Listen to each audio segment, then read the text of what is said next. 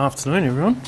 Merry Christmas. Christmas was like 3 days ago for me, I think, something like that. It was a hot one too. Cracked 43 out here. It's 29. It's only 29 at the moment. I think it's only going to get to 30 today. So yeah, it was 43 officially, I think, out in Lansdale here. We were only down the road at my sister-in-law's house, so wasn't too bad. They got a pool, but no one was using it. It was that hot, you didn't really even want to be outside in the pool. It all got a bit much for me after a few drinks and too many people there, so I actually went out in the backyard. It was quite good. I just sat there by myself. It was like 12% humidity, so it was ultra dry, just hot. I wasn't sitting in the sun, but it was quite nice outside. There was a really nice breeze, and then the clouds started coming over and it got really dark. There was lightning and all sorts of stuff. So it wasn't too bad. So I missed all the shouting and screaming, which was good. Didn't have to deal with all that. And then I think we got home about 5-ish or something like that. And by that stage it cooled right down. It was down to about 29 or so. Dropped real quick as soon as the clouds started coming over. So yeah, it was pretty good. But I think we're in for like 30, 35s now for the rest of the week.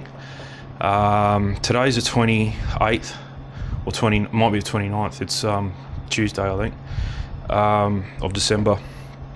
So yeah, on the 1st we're going down to my mate's in-law's place in Mandurah for lunch. So yeah, we'll take the Z for a drive. So yeah, that'll be nice. There's been a bit going on actually. I haven't made a video for like 3 weeks. I've had a lot of time off. We got the keys to the house. Might as well go in the shed because the aircon's on. We got the keys for the house a couple of weeks ago now for the new house, a rental. So I've been doing a bit of work there. I mean, not a lot of work. It's actually less work than what I thought we were going to do. Originally, I was going to do the grass. So there's a strip of 14 metres by 1.8. I'm going to put fake grass down. It's just between some brick paving and a fence. And then the roll of grass is 3.75 metres or something like that. So I would have had enough to do down the other side of the house. So I would have done 14 metres of 1 to 1.5 metres down that side of the house as well. Thought I was going to do it, like me and my dad were going to do it. I went and got a quote for the grass. Talk round numbers. Let's say it was $2,000 for the grass. I can't remember exactly what it was, but it was around $2,000 to buy the roll of grass only, and that's it. Then we worked it out. I would have needed about 4 to 5 trailer loads of, we call it cracker dust, it's crushed blue metal, to go underneath. That's about 90 to, depending where you buy it from, but it's about $90 to $100 per trailer load, and I would have needed 4 or 5. So getting it in the trailer is not a problem. You got to shovel it to get it out, to put it in. I bought that little cart from Bunnings. It turned out really good, like I needed it, but that's kind of why I bought it.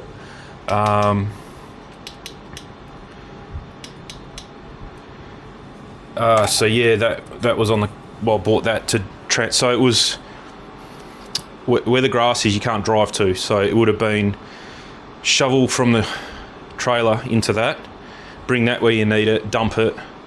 Because that dumps, it tips, you don't have to shovel it out again. But it was a lot of moving for a lot of dirt. Plus I would have had to hire a compactor, so compactor was about $100 for the day to compact what's there, then take it back, then spend maybe 2 days doing cracker dust. I don't know how much 2 people can shift in one day, but it might have taken a day to get the cracker dust on the ground, kind of nicely on top of the compacted sand, get it leveled, then go and get the compactor for another full day and compact, or maybe half a day, I don't know. Never used the compactor before. So there's $200 plus about 500 on cracker dust, so 5, 6, 7. So we're up to $2,700 at the moment. So me buying the grass, me buying the cracker dust, me buying or hiring the compactor for 2 days. 2,700 roundabout-ish. Then I still needed joining tape for the grass because there was going to be one join. I still need to buy pins or the nails that you put every 300mm on the outside. I think that was it. So just under $3,000. I don't think that stuff would have been like the joint tape, the glue, and the nails. I don't think that would have been $300. but let's call it $300, and we're up to $3,000 now. So then the same people that I was going to buy the grass from, I had the plan all there, I measured it all out. So she gave me a quote, not official, but she gave me somebody has to come to site. Obviously they don't know what the levels are on a plan, so they have to. But anyway, we're going there on the 9th. I'm meeting a guy there. He's going to give me a proper quote. But she gave me a roundaboutish kind of figure of 3,700 or 3,500. She's not entirely sure. Depends how much cracker dust we need. So it's like $700 more, and I don't have to do anything. So it was a sharp right, very, very quick sharp right, and we're going down that path now. When I figured that out, I thought it was going to be in the $5,000 or $6,000 mark, and I could do it for $2,000 or $3,000, like half price, but it's not. They'll do it in a day as well. So apparently they get a truck, they dump the cracker dust out the front, and then they'll wheelbarrow it or whatever they got, I don't know, and come in that way. So yeah, sweet, do that. Yeah, so that's worked out really well. So yeah, that's one job I don't have to do. So the only other jobs we've been doing, so the garage is just a concrete slab on the floor, and it's very dusty, new concrete, very dusty. So I gave that a rinse, or I gave it a good sweep just to loosen it all up. I had my blower, blew all that out, all the dust.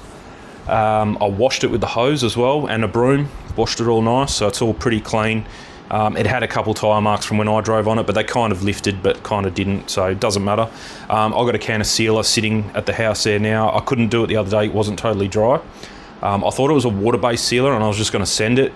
So it's just going to mix with more water, but it's not, it's a solvent base. So I want to completely bone dry, and then I've got a garden sprayer waiting there as well, and we'll spray that with a solvent based sealer. Take 10 minutes to do the whole garage. It won't take long, and then it'll put a cap on that concrete a bit and stop the dust.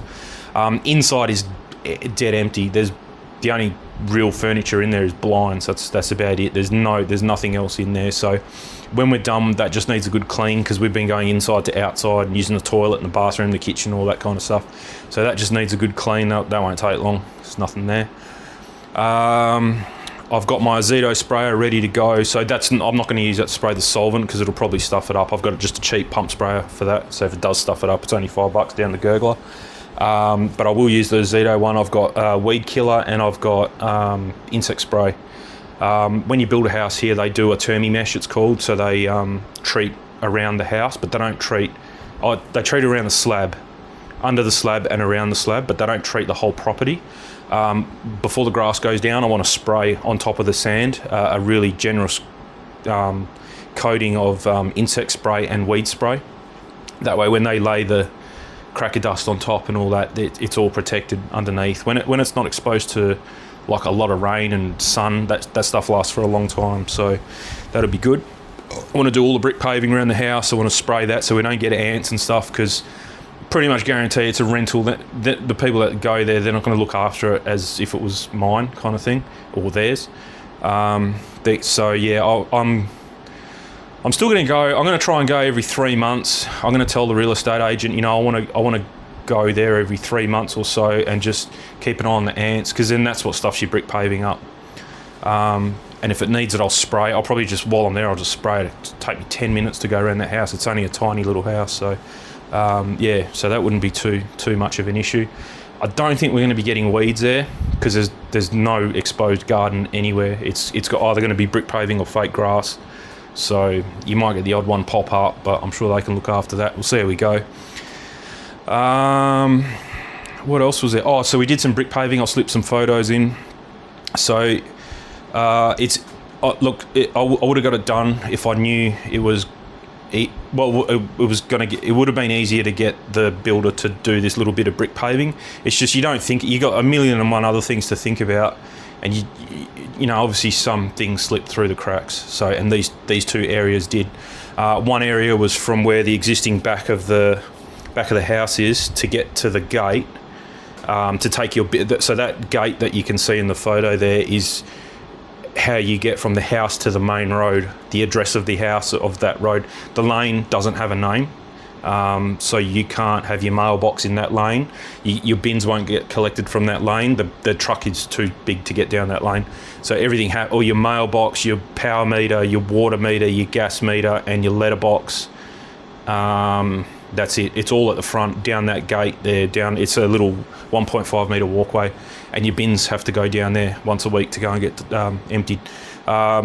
So that's why that gate's there, and it slipped our mind completely, and we were going to add it on. I think we did talk about it, but we didn't know what the levels were going to be and all that kind of stuff, so I think we left that bit.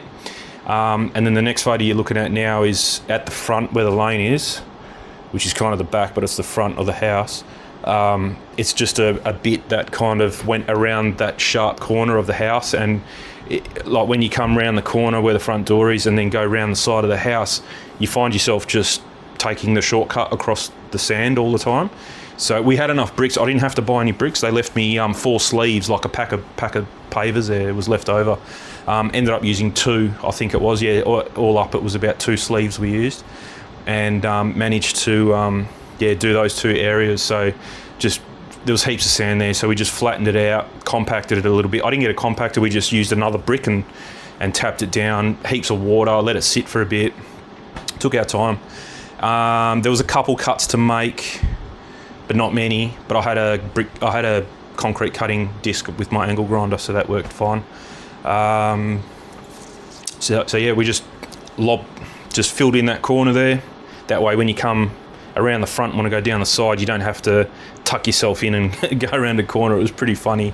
But yeah, you see it on a plan, it looks cool, but when you see it in real life, it just doesn't work. So so I've got two sleeves of bricks left over, so there might be a little bit more going on down the side of the house, not sure yet. We're still waiting on the fence for the where the lane is there.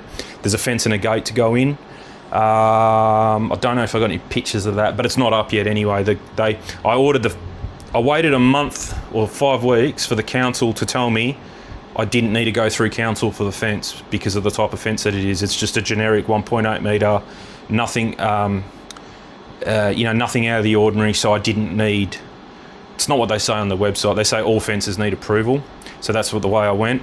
I did have a 1 metre truncation from the garage. They said change that to a 1.5. If I wanted to insist on the 1 metre, then it would have need approval and payment and probably another 4 weeks to go through engineering. So yeah, I just went, I'll change it to 1.5 then, which is no problems. It's actually less fencing, so it's a bit cheaper. So yeah, changed it to 1.5, and they said, well, if you change to 1.5 and it's not higher than 1.8 and it's on your boundary or in your boundary, we don't have to approve anything. I was like, that would have been nice to know 6 weeks ago, but anyway. So that's what happened. So then by the time I gave the fencing guy the okay to order the fence and the gate, it was kind of a week away from Christmas. So yeah, he's ordered the gate, and I'll talk to him just before Christmas. Everything shuts down here. It's like the worst time to get keys to a brand new house. We've had a lot of delays actually because of that. Otherwise a fence would be in, but the people that make the gate won't be back until the 5th of January, so it's probably going to be about the 10th or so, I think he said. He's got all the stuff for the fence, he just doesn't have the stuff for the gate. He doesn't want to come twice. It's only a small fence, only 6 metres and a gate, so he's like, I'll just wait till the gate comes and I'll come and do everything all in one hit, so that's okay. We don't have any bins there, so we've got a general waste bin. I think they do a FOGO. I don't even know what it's, something organic. So you put all your food scraps and stuff in this bin, and it comes once every 2 weeks or something, and it's meant to not smell because it's got bacteria and stuff, whatever. I'm glad I'm not living there for that reason. My folks live in the same council as this house, so, and they have to do all that stuff. Apparently the council go through your bin, and if they find food scraps in the general waste bin, you get a fine, and I guarantee you that wherever they take it, it all gets mixed into one big bucket anyway. But anyway, so yeah, you get a red bin, a green bin for your leaf matter, which we probably won't have. There's no plants on that property at all. The only plants we got are the neighbours' ones that keep growing over and have to cut all the time. And a yellow bin for recycling, and then this stupid FOGO bin. So we haven't got them. We have to ring up. I rang them up the other day, and they're closed until the 5th as well. So there's no bin there. So any rubbish we make there, we have to bring home with us at the moment. Not that we're living there, it's just the few times we've had lunch there and drinks and a bit of building rubble and stuff like that. So we've had to bring it all home. Whatever. The alarm is working, so I worked out the alarm. It's just a generic code, but it's not hooked up to a battery backup. No big deal. It still works, but if you cut power to the house, the alarm will turn off. So that it says on there, please ring us. We'll give you a handover, change the code, set up your zones, because you might want to have the alarm on while you're at home sleeping, so you can disarm your bedroom and the hallway, and then leave the rest of the house armed. That's what we got here. The same people that did that house built our house as well. So, and it's the same people that did our alarm here did that alarm. It's the same company, same contractor. So they're really good. The guy was here for a while. We actually had internet dramas, and he helped us fix that as well. And that had nothing to do with the internet, but he's a pretty switched on electrician and kind of IT kind of person, and he was on top of it. He was really, really helpful. So, yeah, they have to come, and they'll be there when you're there, and they set all that up for you. But they don't come back to work till the 5th as well. So, yeah, whatever. What else have we done? I think that's about it. I got a few photos on my phone, so yeah, you would have seen them already anyway, and I'll put some text in if I've missed one, but that's about it. Was the brick paving. We had to do a little retaining wall, so yeah, you would have seen the retaining wall next to that new bit of brick paving. I'll put in the photo again so you can see it, but that was just to get the levels so that the grass is going to be level with the existing brick paving, and then the brick paving that me and my dad just done is on an angle down to the gate.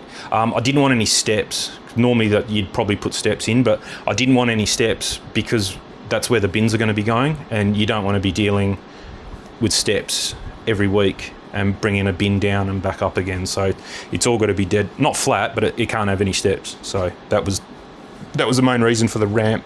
But it turned out all right. Me and Dad never done any brick paving like that. I've done a bit here that I've ripped up and redone, but as far as brick paving and cutting new bricks and just doing it from scratch and preparing the ground underneath, never done it before. It came up all right.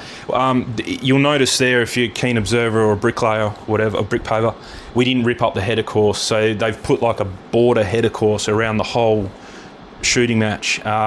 We did rip it up at the front, so you'll see there that we've ripped it up and kind of matched it in a bit better, only because it was easy, but we didn't do it on the bit where the ramp is because of the way that the curb, because it's flat and then it goes down the ramp, and there was already a perfect line of brick paving to then use that as the transition. So if we had gone back more, we're just shifting the problem a little bit too much. So we thought, look, let's just leave the header course and we'll just continue on our one from there. And it worked out all right, so that's okay. I'll put the photo back in again now. We ended up putting a lock on that gate. Obviously, you need a little bit of security there. It's not a bad neighbourhood, but it is quite close to the city, and there are a few undesirables walking around every now and again. So yeah, put a gate in. That was a gate lock, sorry. So that was pretty straightforward. It came with just like a latch that you could open from either side, not lockable. So went to Bunnings, got the lockable kit thing that you put on. Lucky it came with a QR code on the packet, and you watch the video. I watched it once by myself. Then me and Dad both watched it together on the day, and no problems. Went together really well. And then we watched it again as we were doing it, and just paused it at every step and just did what it did. It's not complicated, but there are a lot of steps, and you got to get it right, because you got to drill 2 holes and they have to be perfectly in line because there's a rod that goes through. But yeah, smooth operation, really, really impressive. The way they've designed it, and with the little jig and all that, works really well. If you've ever done one from Bunnings, you'll know what I mean. So I'm hoping the new gate that's coming for where the lane is has a lock on it. We'll see. If not, we're just going to have to do that again, but that's okay. Got the new charger, so new charger's there. You can probably see it on the bench. I got that a couple weeks ago now. And I haven't been flying since. So yeah, I made a big deal that I actually went and bought another charger, just a real cheap one from the guy up the road there, just to get me back in the park, because I had no charger they had that for almost over a month actually. By the time it got there, they looked at it, realised it was buggered, sent me a new one, got lost for a week, had to open up a dispute on where is it, and they're going to go looking for it, and then about a week later I got it, the replacement. So yeah, that wasn't much fun, but anyway, finally got it. I was stressing out that I hadn't had it for ages, and it turns out I haven't even been. It's been we've either been working at the house or it's been too windy. So Wednesday's one of our days, which is tomorrow. Tomorrow's Wednesday, but it's just ultra windy, and it's going to be 35 tomorrow. So I really don't think that's going to happen. Thursday's New Year's Day down in Mandurah. Maybe Friday, but it's still going to be hot Friday, but I don't know what the wind's doing, so we'll see. But anyway, that's there ready to go. The 3D print, I've been smashing the 3D printer because I've been home, so it's a bit I just like to keep an eye on it, but you don't have to. This printer, I trust it if I'm not at home. I'd even start a print while I'm not here and just let it do its thing. I've got the camera to check up on it, so you can look on the camera and go, oh look, that didn't work, and stop, and you know, sort it out when you get home. I'll try and find, I'm sure on the printer, I won't do it now because it's actually printing at the moment. I won't do it now, but while I'm editing the video, the print will be finished, and I'll find out how many, because I'm pretty sure it counts how many prints you've done and the amount of hours it's been running for. Whatever it is, I have not had one failed print. I've had no bed adhesion levels, which is a failed print as well, I suppose, but everything, 100% of everything I've sent to it, it has printed without fail. 100% of things I've sent to it have stuck on the first layer. Not one single problem. I actually ran out of filament. I was printing this thing, and you can see there. So it printed, yeah, it printed that way. So that was on the deck. I had this color in, and then you can see the white layer. So I just waited for it to run out of the spool, and then just had the next reel ready.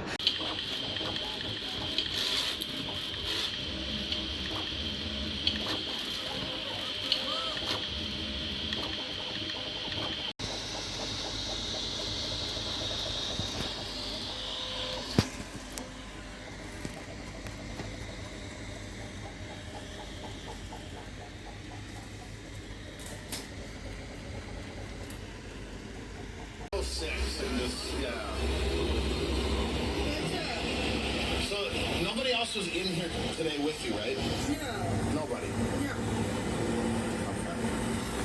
Okay. What's that? And you can see I only had a little bit of that white left, so then I fed that in. It didn't even throw a code or anything, it just kept printing. Then that ran out and I threw the grey in, and same deal, I just waited for it to suck it through the tube, just followed it in, and just made sure that it was moving on its own, and then just leave it, and it was fine. Then I printed something. I'm printing myself some new orthotics as well. I'll tell you about that in a minute. But yeah, it was almost finished, and it was going to run out.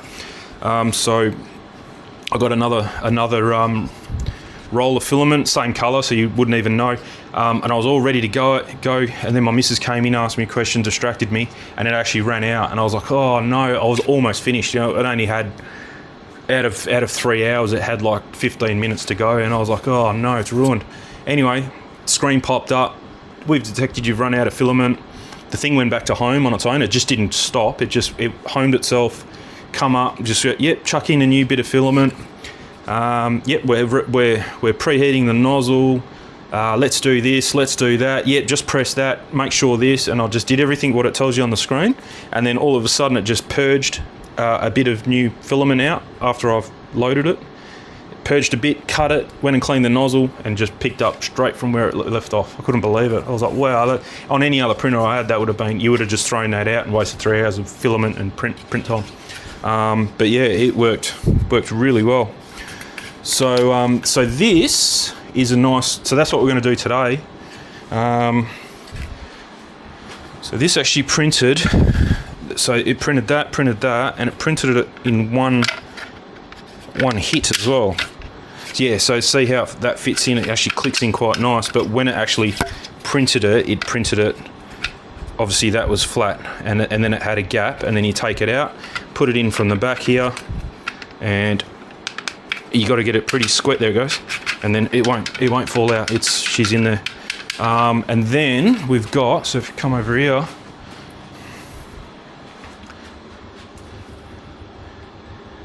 my gut's probably looking extra special because of Christmas. We've just gone, we've really hit it on the head this year. I haven't been sleeping right, just eating and drinking too much, and just been going ballistic.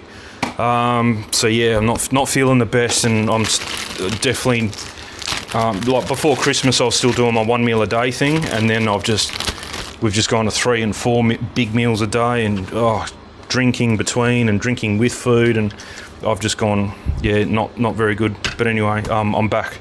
Apart from New Year's Day, might be a bit of a feed, but I probably won't have breakfast and I won't have dinner. I'll just have a big lunch and that's it.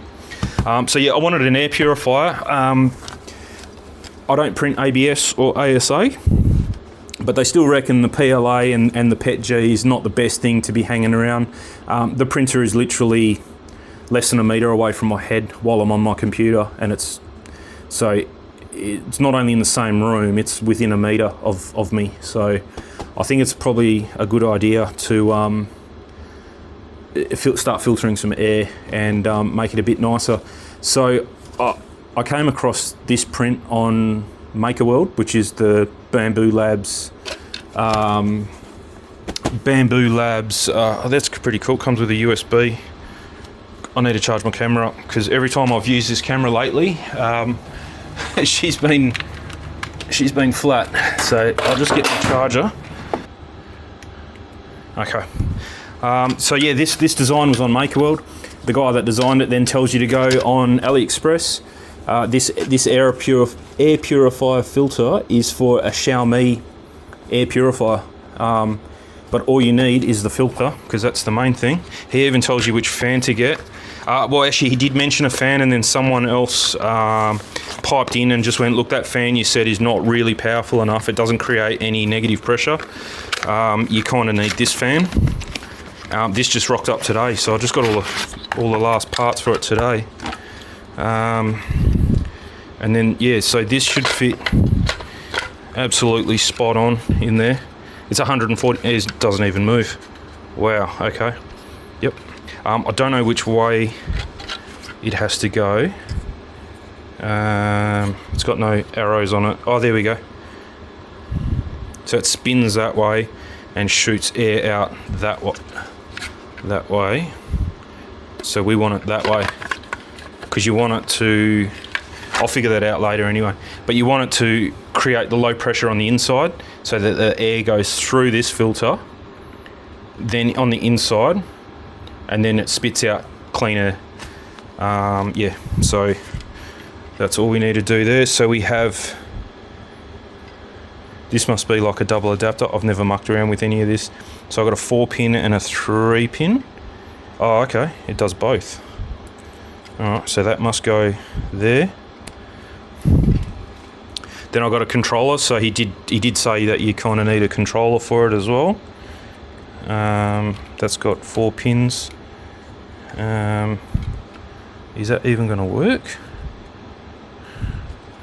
I don't know what I'm doing. I'll plug that in there. Plug that in there, because it's USB powered, so it converts. Oh yeah, it's off and USB. This is actually 3D printed, the box for this. But it comes with the wire. Oh, okay, so maybe that must go here. Like that, and then this must go there. And then nothing.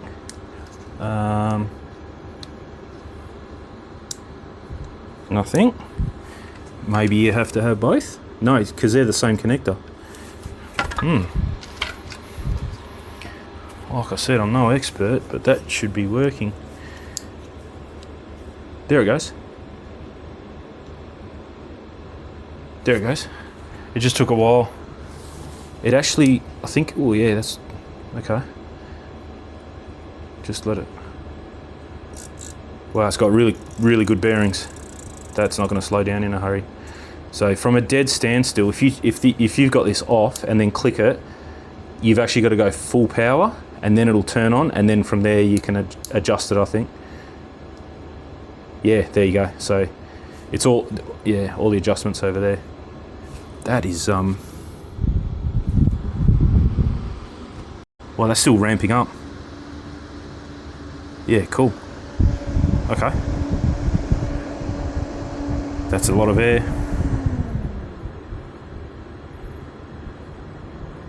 Yeah, and then if you just back it off from full throttle, you can barely hear it, but at full throttle it's got a bit of a noise to it.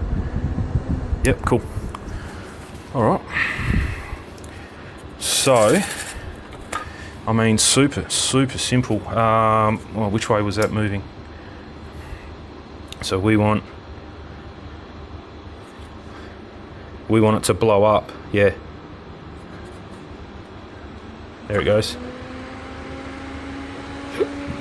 Yep. So where's that arrow? So I'll stick my fingers in there. Okay, up is up, yeah, okay, that's what we want. Easy. Okay. So up is up that way. I guarantee I'll put it together. And I actually want to give the threaded inserts, because it comes with, I suppose it comes with these. I might as well just use them.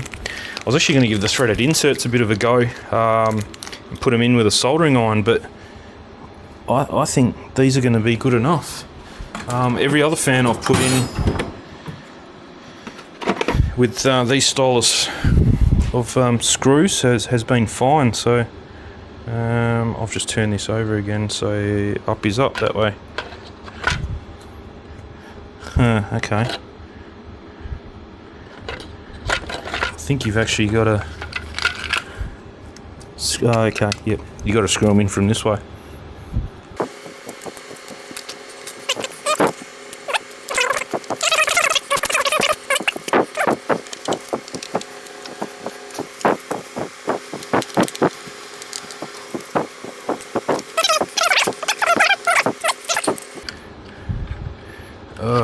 No, see, they give you a cutout here for the wire, but there's no way that is fitting. Yeah, they didn't really think about that. I might get my step drill, just step it up a bit.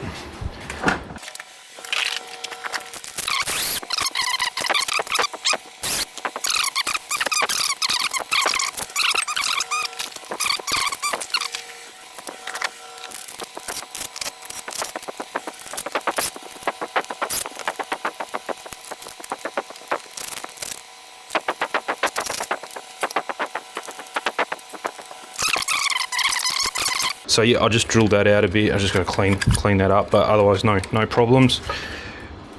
And then you only just use this one.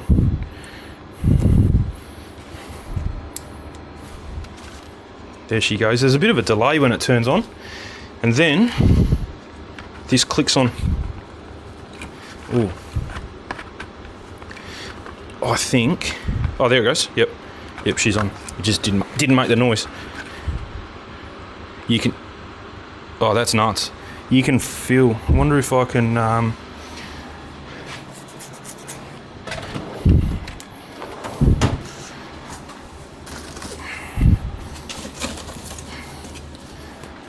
so if I, don't know if you're going to see it. It blows out the flame. You can probably see the smoke there.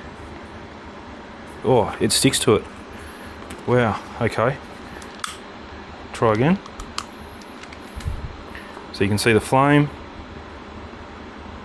Oh, it just went out. You can see the smoke though. Straight in. Yep. Yeah. Look at that.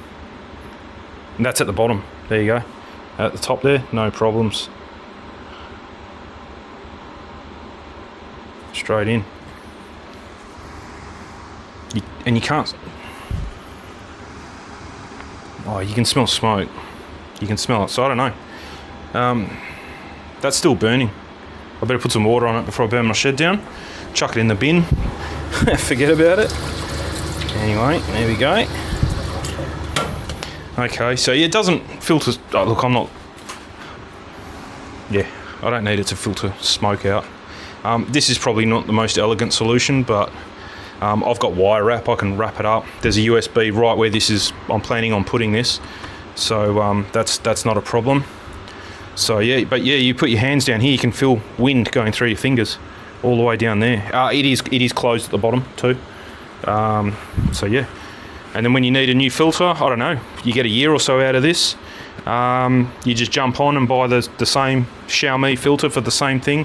Hopefully you'll be able to get them for a long time. I can't remember what it was. It was a few weeks ago when I bought this. From memory, $25. Printed that for almost nothing. I think that was about an 8-hour print or something, and I don't know, maybe $3 worth of filament. I'm not sure. And the fan was from Amazon because it's the only place I could find it from. I'll put the link in. I can't remember. It might have been $20 or $30 for the fan. I can't remember. But anyway, $50 odd. You got yourself a pretty good air purifier. Probably just as good as a Xiaomi one that cost 100 and something because you're using the same filter. So yeah, pretty good. I don't know if I'm going to notice any difference, but it's good to have, I suppose. Yeah, see what happens. It's not like you can wash these filters, and it's not like like we've got whole house water filters, and you know after a year you take them out and you can see that they've done their job. I don't think it's going to be the case for this. Yeah, there's going to be no way of saying yes it worked or yes or no it didn't work. It's not like this is going to be black. It might have some dust on it. You could probably blow the dust out and keep using it. But anyway, we'll see. Give it a look after 6 weeks, 8 weeks, something like that. But yeah, this definitely doesn't click like it used to. This used to. Oh, that was my thumb. Yeah, it doesn't. I think it's. I think I know what it is. Yeah, the bead that this is meant to sit in, it still sits in it, but it doesn't go all the way down. So there was two versions of this. So one was a little bit thicker to allow for the thicker fans. But my fan was only like 2 mil thicker than the smaller fan. But yeah, in that case, that's why it doesn't fit. But it's sealing, like it's definitely sealing. So yeah, it's fine. Yeah, she's good.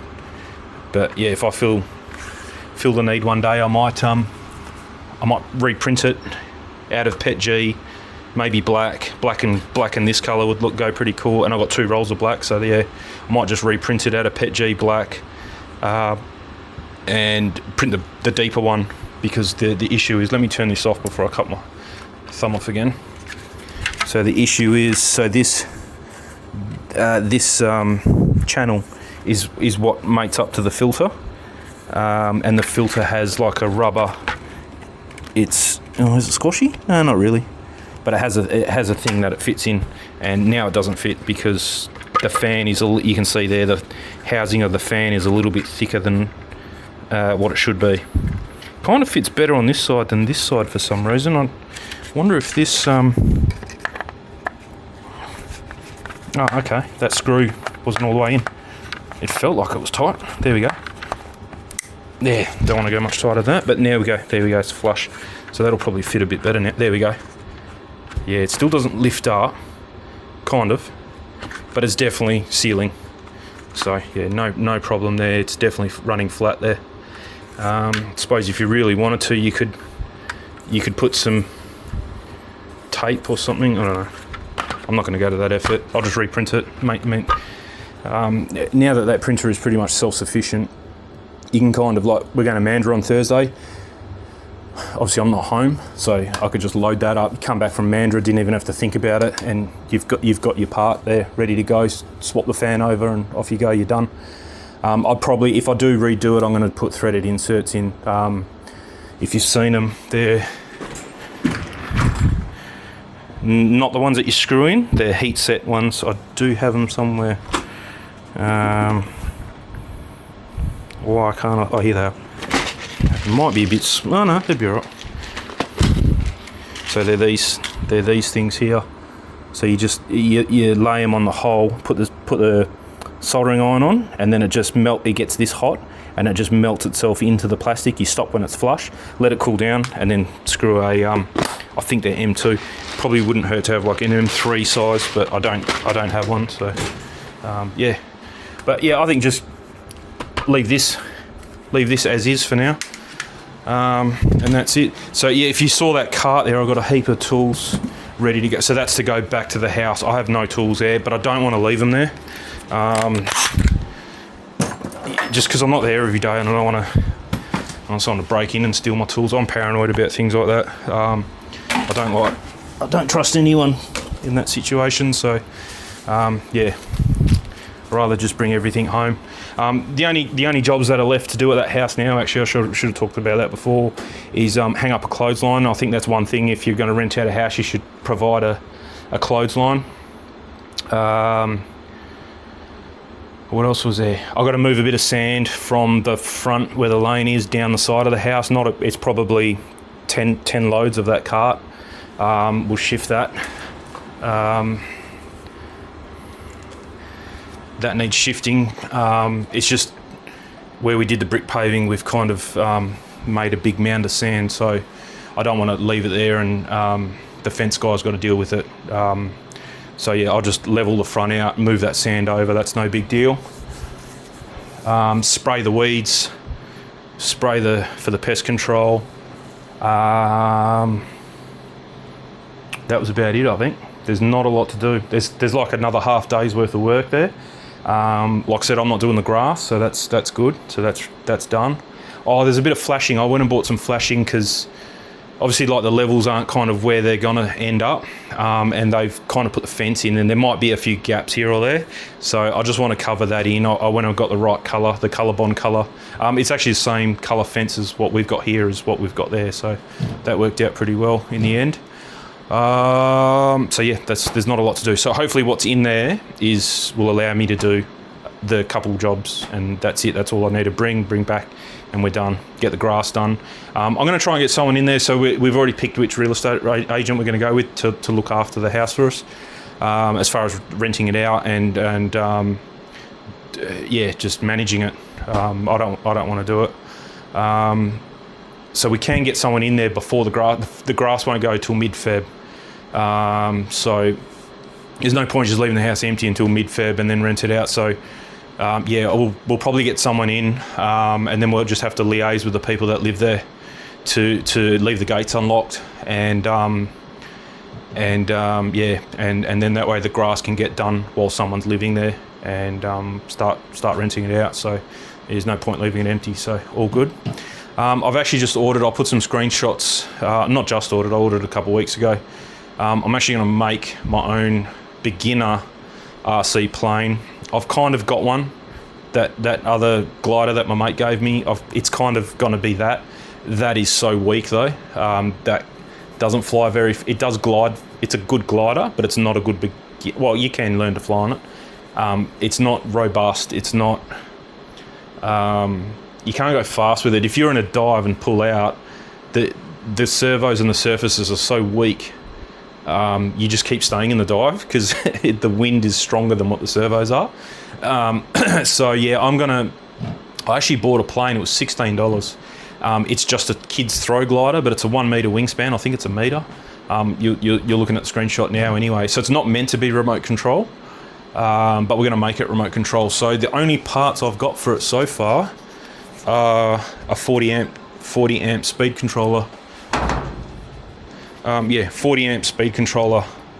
I think that's got a 20 amp, so that's a hint of it's going to be not fast, but it's going to be faster than that. And we'll see. We'll add it up. I don't think I've got more than $100 into it at the moment, and that's including a speed controller, 4 servos, the motor, and the plane, and the receiver. So one reason that put me off it is because I've got a Spectrum receiver, and the generic 4-channel Spectrum receiver is $100 by itself, and I wasn't going to do that. And I was talking to a mate. I was like, it would be good to have a cheap plane that you don't care. It's always windy here, and I don't like flying my good planes in the wind. I don't mind it. Like, the last time I went to the park, it was pretty windy and nobody was flying, and I went up and flew. So I don't mind flying in some wind. There's a lot of people that won't fly in any wind. Like I'm in the top kind of scale of people that would fly in wind, and I still don't like flying in a lot of wind in the right plane. I don't mind flying in really heavy wind, but not in a plane that you care anything about. So that's why I'm building this plane.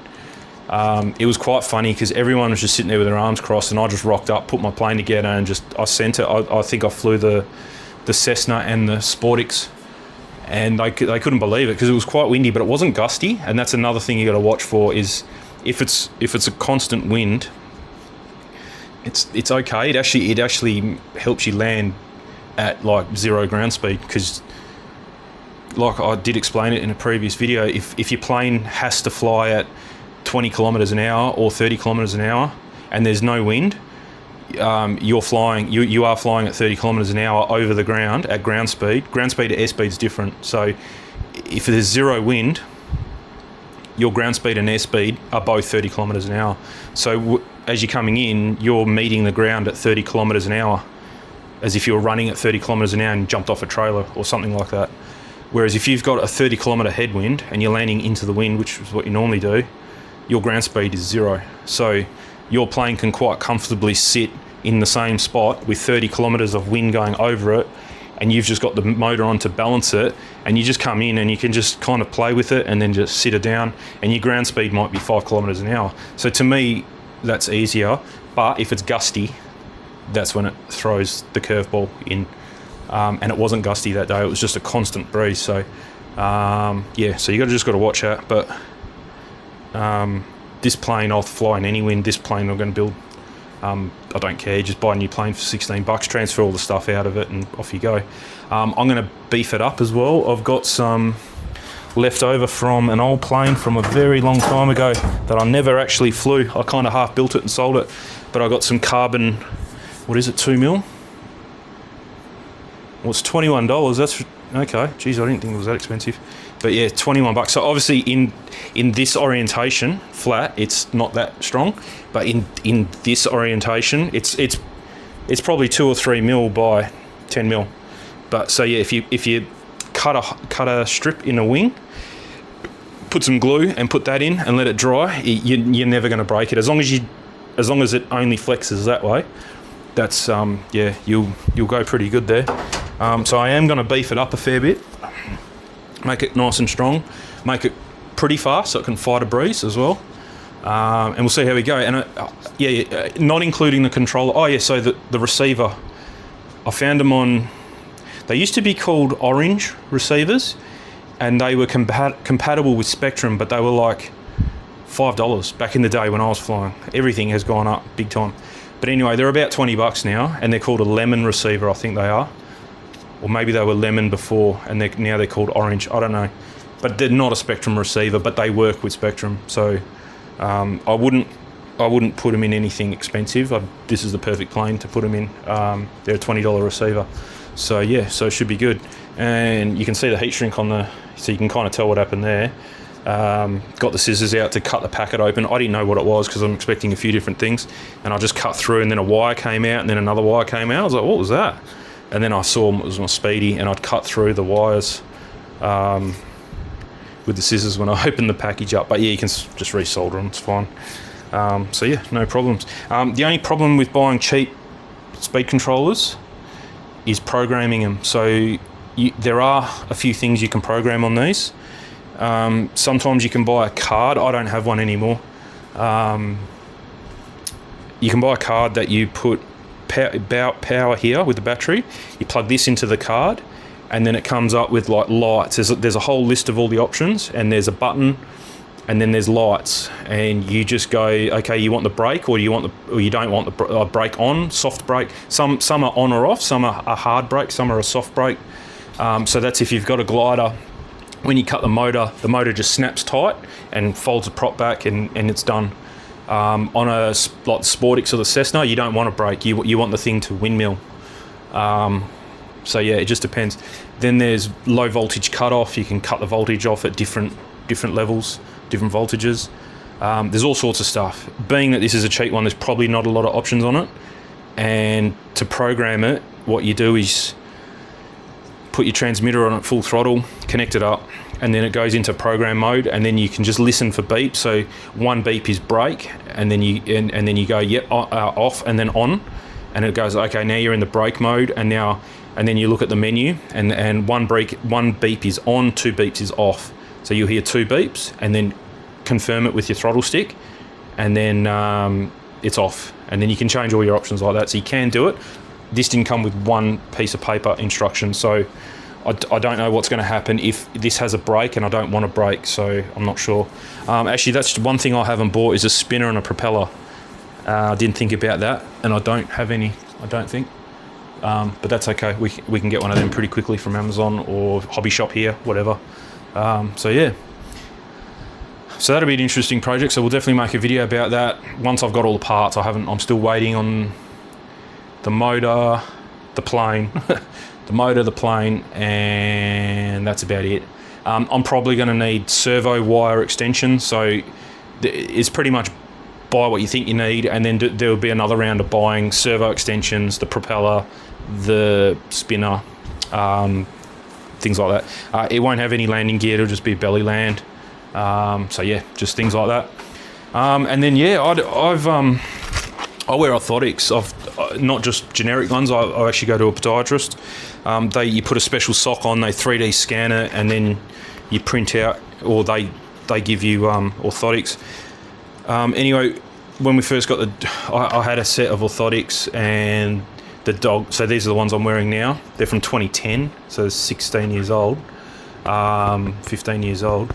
So the dog got onto him when we first got the dog in 2020, whatever it was, and he's chewed all the back end of it out. They still work. I'm still wearing them now, but it's got like an EVA foam coating, and that's all gone. I've had them since 2010, but they were in like my sneakers and stuff like that. And then I remember going just after we moved into this house, so it would have been about 2013, 2014. Went to the podiatrist down the road here, and I got a set of full. So these are only half ones. I got a set of full ones for my work boots, and I'm pretty sure, even though I got them like 10, 12 years ago, they're gone. They're in the bin, because they're in my boots that I wear every day for work. And especially when I was surveying, I was walking like kilometres and kilometres every day. So they didn't last long. I'm pretty sure I threw them out when I threw my boots out when I was no longer surveying anymore, and I just started wearing these halfy ones. But I only have the one pair. I went and asked at the podiatrist, because they're at the shopping centre that we normally go to, and they were $600 last time I got them. I remember when, 12 years ago. Anyway, they're up to almost $900 now, and I was like, oh wow, okay. We just took the dog to the vet today. He had another ear infection, so there's $150 to take him to the vet and get 2 rounds of medication for that. Then he needs his teeth done. There's $1,200 on his teeth, and I was like, oh my god. When it rains, it pours. Plus, we've just had Christmas and everything, and I was like, I'm not spending $1,000 on orthotics. And then I was browsing on that Maker World. I think it was from Maker World. I can't remember. Yeah, I think it was. And somebody had designed some orthotics, and I was like, oh, that's cool, but what fits you is not going to fit me. So I was reading it, and it's actually a SCAD file. I've heard of them, but I didn't know what they do. So what it is you download his thing there, and then it's got some options, and you must be able to put whatever options you want on there, and you measure your heel width, you measure from back of heel to start of arch, back of heel to end of arch, and your arch height. There's just all these parameters that you type in. That was about it, actually. And it spits out that. And all I did was get my old orthotic, roughed some measurements off it, and printed it. It takes... So this one's in PET G, solid as a rock. I was going to say you never break it, but this is not the one I'm keeping anyway, because you can see here under here is no good, whereas this one is all flat. I've kind of remodeled it underneath. So this is not a keeper. But yeah, very, very strong. You'll never never break it if you use it properly, not bend it like I just bent it anyway. You can adjust the thickness as well to make it even thicker and stronger. But yeah, it didn't print well under here. So what I did, so anyway, yeah, sorry, you go in the OpenSCAD, type in all your settings. It took me, I think this is V2 or V1, and this is V3, the last one. So, and you can see it's floppy. I printed it out in TPU, and awesome. The TPU I got is quite strong. It's not a very, very soft one. But if you do want it more cushiony, you can just print, I've got 15% infill at the moment. Just go down to 5 or 10 or whatever, and it'll be a little bit more squashy. But you kind of want them hard, because that's the whole point of them. So I'll throw that one out. I don't need that one anymore. I'm actually printing, so that's the right foot. I've got the left foot printing now in TPU. So I'll have a set of flat-bottomed TPU ones. Then I'm going to do another set in PETG. Exactly this file. And then from AliExpress, I'll put the screenshot up. I've got some EVA foam coming, some 2 and 3 mil. So they've used 3 mil, I think, on my orthotics that I got professionally done. I think it was 3 mil, but I thought maybe I'll try 2 mil as well. So it's like $5 a sheet. It's nothing, and you could make heaps of them. So yeah, rather than pay $900 for orthotics, I thought I'd go the homebrew method and do them myself. And I don't have my original ones here, but if I got my original ones, once this is covered in foam and I recover, I'm going to keep my original ones. I'm just going to recover them in the same foam that I got coming. You will not pick it. I've put them in my shoes and I can't even tell. The only thing is these are a bit harder because they don't have the foam on. This one's better. That one was really hard. That was like walking on a block of wood. This one's better because it's TPU, but once I put that foam on, I don't think you're going to be. You could put a 3D printed one and then a professional one in one shoe, one in the other, and you won't notice a difference. Yeah, so pretty impressive. So if these do work out, that printer just paid for itself twice because the printer was $400 and a new pair of orthotics was $900. So yeah, it's literally paid for itself twice, and that's like $1.50 worth of filament there. So that's what I'm throwing them in the bin. And then really, I don't have a lot of shoes, but rather than swap them out from, you know, I've got shoes that are specific, like flat bottom, like skating shoes, or they're mountain biking shoes, but I use them for my bike. And then I've got my other general use shoes, and then I've got my work boots. I've got other work boots that they're like a sneaker, but they're steel cap. I've been using them when I've been working at the house. And rather than swap orthotics, 8 hours I can print a pair of these. They're 4 hours or 3 hours. Yeah, 4 hours each. So I won't print them ever left and a right at the same time. It's a lot of chopping and changing. Every layer it's stopping and starting printing. It's probably fine. I've actually printed a ratchet. I've got it here actually. Yeah, so this printed all in one hit. Obviously not in that orientation, it was in different parts and you've got to put it together, but it printed the pins, it printed the clips. These are loose, little spring there to keep the clips in line. You put your ratchet strap in here and wind her in, and it winds your ratchet strap up nice, puts a lot of tension on it, and then you grab a clip, a peg, and clip it together, take it off, and your ratchet strap doesn't come apart. I got one over there. Works absolutely, you can see I've used it there, works perfect. So yeah, this printed in like 6 parts, all on one bed, so it was fine. But I think with the orthotics, I'll just do one at a time. You never know, one might fail halfway through. Not that anything's ever failed on me yet, but TPU is a bit tricky because it's so rubbery and soft. It's not hard like PETG as you know, the filament. So yeah, but yeah, even if you wanted to print a pair at once, it's under 8 hours, 7 hours and something minutes. But yeah, you can see, I don't know why, but the guy that designed the file for this left them. He didn't have this bit. I put this in, so that's what I'm saying. This is V2 or something. He didn't have that, which then leaves the void under here. So it actually takes longer to print this, even though there's less plastic here. It takes longer to print this version than it did to print this version. Because I've just filled that void in. You can see the difference there. I just did this one quickly for support so it wouldn't break on that bit. But yeah, then in V3, I brought the file, that STL file, that the program, the SCAD file spat out an STL file into Tinkercad, and then all I did was drag a couple rectangles. You can kind of see them. It's a bit funny. You can. It's not just one rectangle. You got to make them fit. So there's kind of one at the back there. There's one here to fill all this in, and obviously you got to get the right height because you don't want them sticking through the top layer here. You're going to feel that. And then there's another one, but yeah, this is quicker to print by about half an hour because you're not printing all those individual supports to support all this and then snap them off and throw them away. You're just printing a big grid pattern and building up the big grid pattern until you get to this top layer, and then off she goes. So that's definitely the way to do it. But you can see there, it's nice and rubbery.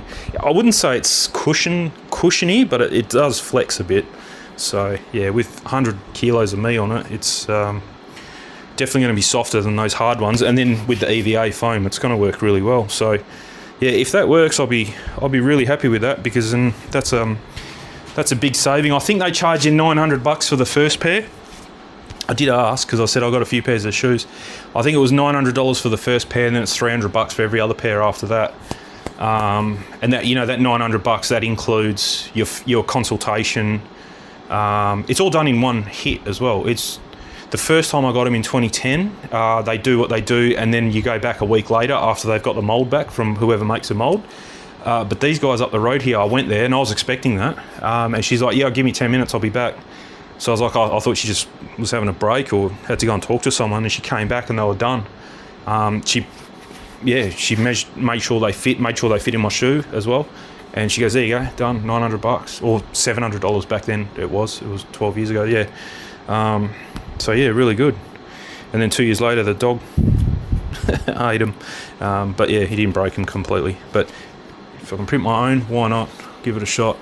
Yeah, you can kind of, I don't know, you probably can't see it, but you can kind of see the blockiness of the blocks that I've added in. So yeah, much better. V3, really good. So give that a shot.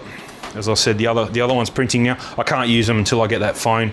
I tried that out in my shoes today, and it's just a little bit too hard. So yeah, I'll definitely wait until I get the foam. And I've got some Gorilla Glue there. You just paint that on.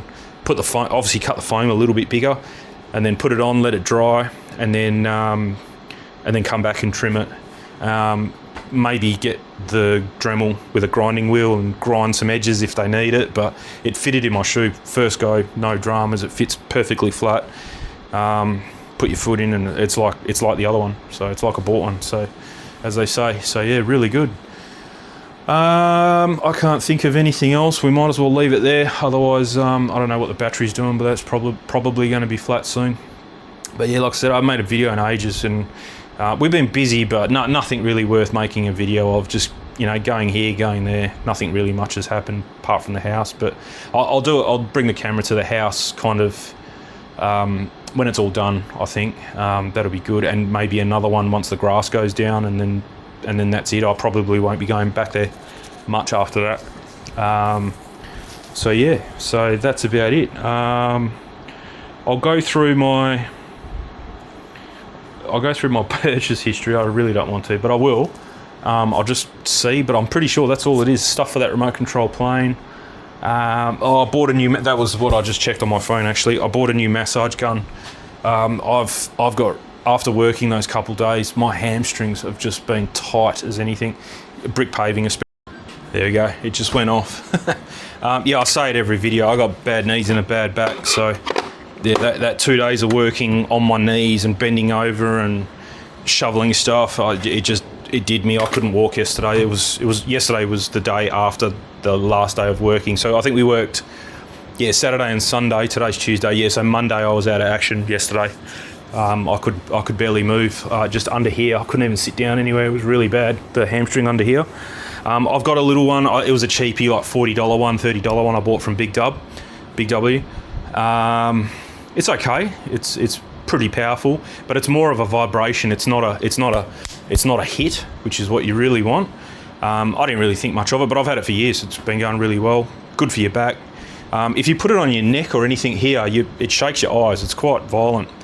Funny enough, the older dog, Alfie, he loves it. Every time I get it out and do my back or my leg, he comes and sits right next to me, and I've got to do him as well because otherwise he won't leave me alone. He loves it. He's scared of the vacuum cleaner. He's scared of the blower.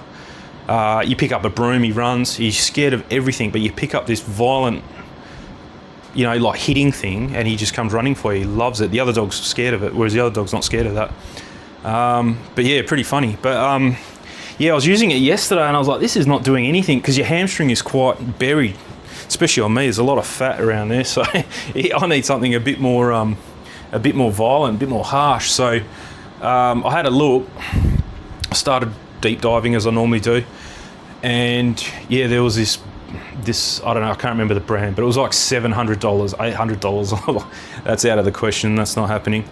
And then I found another one. It was on Amazon. I think it was like $250, and I was like, oh, okay. And it was like 1,300 reviews, had 4.8 star. I was like, okay, that might be on a winner here. Read some reviews, and then a few of the reviewers actually mentioned the more expensive one and just went, yeah, had that, it broke or it's loud. I ended up buying this one because I didn't want to spend $700 on that one, and this one is just as good, just as powerful. So then I started even more deep diving and realizing there's a difference in the motors I use, the amount of hits per minute and all that, and this thing is just on point with all they must have done some research and figured out that, and they made it really good. It's Dan and Brothers or something like that. I'll have a quick look. It's on special at the moment. By the time you see this, it probably won't be on special because it's Boxing Day sales at the moment. So yeah, so my old one had 4 millimeters of punch. We'll call it that. So from all the way back to all the way front and back again, it only moves 4 millimeters. This thing's got 16 mil. So it's going to be like having your own little ninja massager with your Dan and Bob and Brad. So it's a Bob and Brad D6 Pro. I'll put the screenshot up. Comes with heaps of attachments. You can get a more expensive one with a heater. It's heated. The one I have now from Big W has got a heater. I've never used it, so I didn't even bother. It was like another $40 or $50. So I was like, no, I don't want the heater. I just need that force like that. And then, you know, once a year my back kind of goes out, and that's about the only thing that gives me relief is either going for a massage and paying $50 odd or something like that. But that being more power, at least you can turn it down. Like, it's not just on full power the whole time. So yeah, if it's too much, you can always turn it down. But at least it has that bit extra. It said it's got like 38 kilos of force before you stall the motor, so you can push into yourself 38 kilos before the motor stalls out. So yeah, I don't even know what my little one is, but it's definitely not. I can stop it in my hand, pushing on my hand, and it'll move, but it won't keep moving. Like, it won't. You can't feel it, but you can feel something going on, but it's slipping, or I don't know.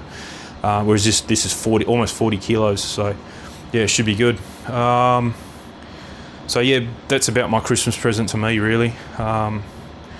That's the only thing I've really taken advantage of the Boxing Day sale. I went a bit stupid in November buying all this remote control plane stuff, so I kind of toned it down for Christmas a bit. So yeah, that was good. Plus, if I'm saving money on orthotics, that's kind of justify it to myself like that a little bit. So yeah, it works out all right. But yeah, other than that, yeah, bought the cart, bought a few other things, but only for the house. You know, it was just things for the house. The clothesline, and it's a very similar clothesline to the one I have down the side of the house. I did a video years ago about hanging it up. I think the version we got's 1.2 meters over here. This new version, or the one we bought for the new house, is 2.4, I think. So I think it's good enough to fit a queen size bed sheet on. So yeah, that works out quite well for that. Yeah, that's about it. If I think of something else, I'll go through my purchase history. If you're not seeing anything, then I kind of mentioned it, and I did remember it. Oh, actually, I can do it here. My phone doesn't normally work in the shed, but for some reason, it's working today. Oh, now it's not. Oh, yeah, here it goes.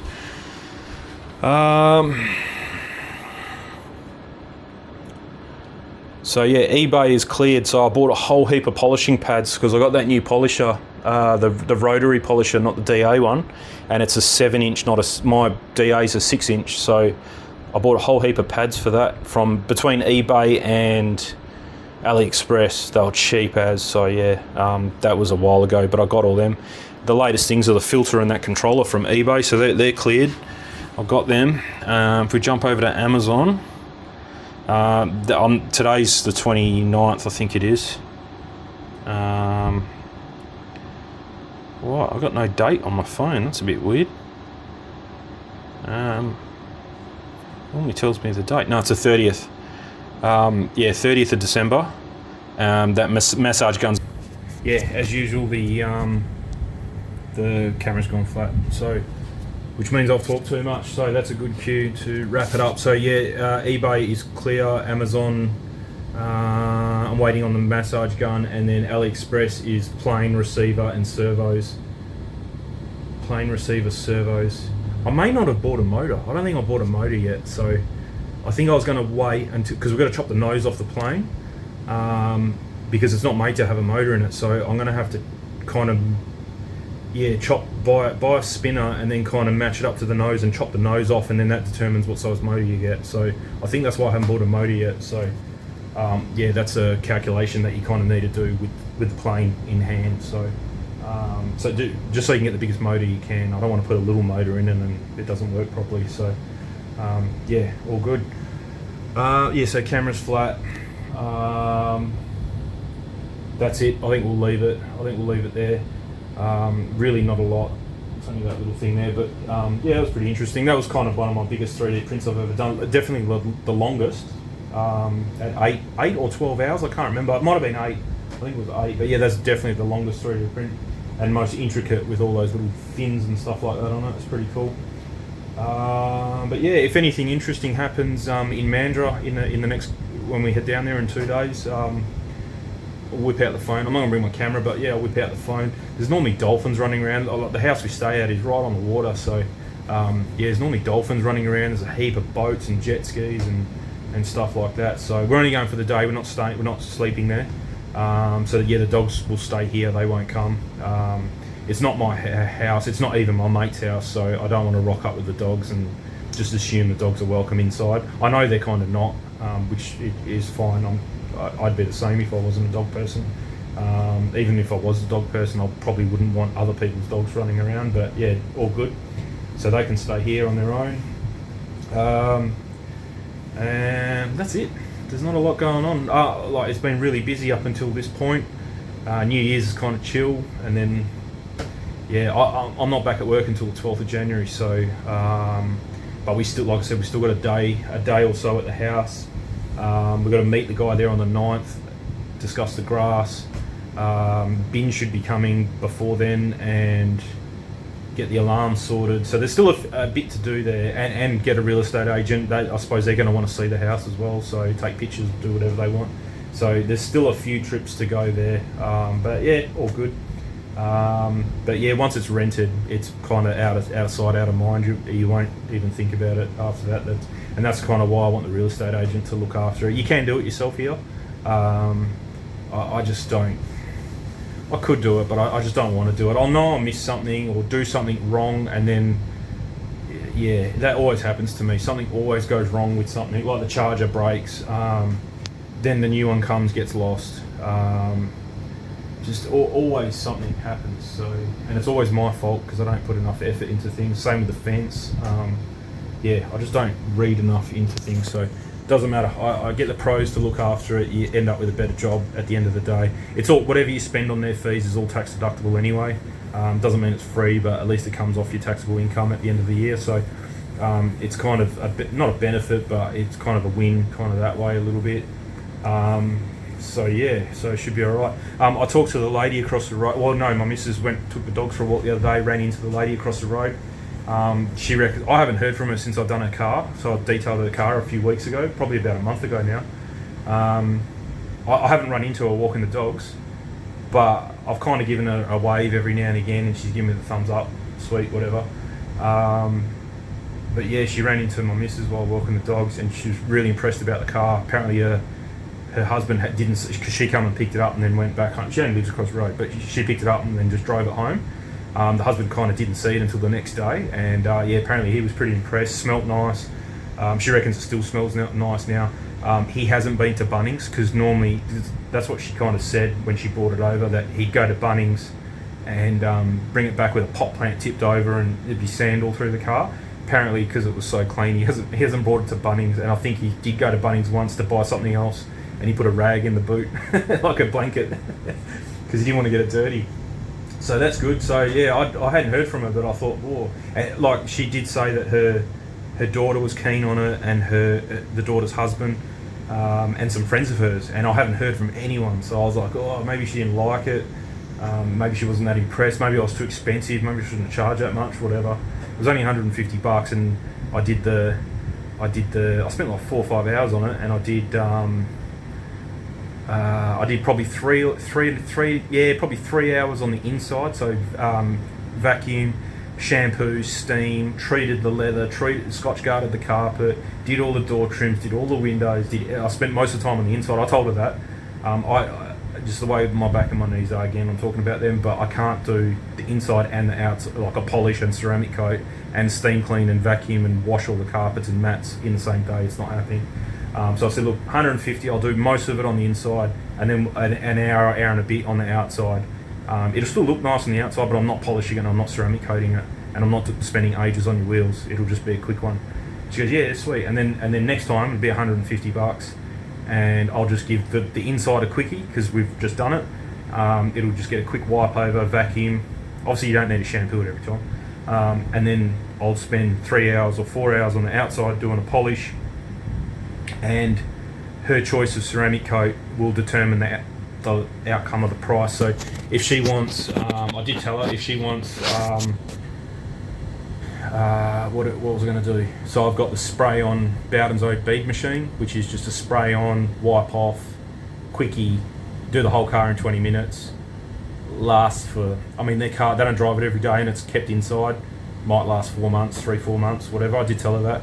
And then you top it up when you wash it with the spray, with the hose on ceramic coat, hose on, hose off. I said that's one way to do it. Another way is to go all out and get the proper ceramic coat. I told her it's probably lean towards the Geon Mose, on special at Repco at the moment for $200. I said either you can buy it or I'll go and buy it, whatever you want, and I can do that, and that's going to be years of protection, much easier to maintain, much easier to clean, look way better than the other stuff. So yeah, see which way she goes. She didn't tell me which way she was leaning, but I'll talk to her about it again if she brings the car back, so we'll see. But yeah, she's got options. She might just go, look, I just want to wash, I don't care about a ceramic coat. In that case, I'll just use the hose on, hose off one at the end, and then rinse it with the DI water, and you know, it's all done and dusted in an hour. I did tell her that, so I said 150 for the first two, so inside on the first one, outside more on the second one, and then after that I said maybe $80, $100, and then you can just come and I'll do the inside and outside quickies, and you're done. And then maybe once a year, if you want to wash the carpet, then we're back up to the 150. Maybe once every, it depends how much you look after it, once every 2 or 3 years you might want to repolish it and reapply the ceramic coat, then you're back up to whatever level of ceramic coat you want. So yeah, I don't want to take advantage of people, but I don't want to take advantage of myself either, and kind of undercut myself. You know, like, I don't want to wash a car for $50. I'm not doing that. It's not going to happen. By the time I get all the stuff out, plus I use all pretty decent chemicals. I'm not using angel wax or, you know, real top end stuff, but it's not bottom end stuff either. It's pretty good stuff. So you kind of, you know, like a bottle of bead machine's almost $40. Tire and wheel cleaners $30 for 700 and something mils. You know, it's not $5 stuff. It's not dishwashing liquid. It's good stuff I'm using. So you kind of need to pay for that. Plus, I'm not going to do it for free. Otherwise, I won't do it. I don't need to do it. I'm just doing it to kind of help her out a little bit, but you know, be good to earn a little bit of cash on the side. So see how we go. But yeah, I don't want anyone to be shortchanged, including me, or get taken advantage of, including me. So you're going to kind of make it worthwhile for everyone involved. Yeah, I'm not here to do favours. I don't even know her. Like, that's the most I've talked to her when we've been here 13 years, and that's the most I've ever talked to her. So yeah, I'm not here to do favours for strangers. So, but yeah, I don't mind doing it, so I will do it. But yeah, it's got to work out for both parties involved, I suppose. Anyway, I guarantee this video is going to crack an hour. So I think we better. So 29.9 degrees. That's in here, and that's with the aircon on. So it's getting pretty warm now.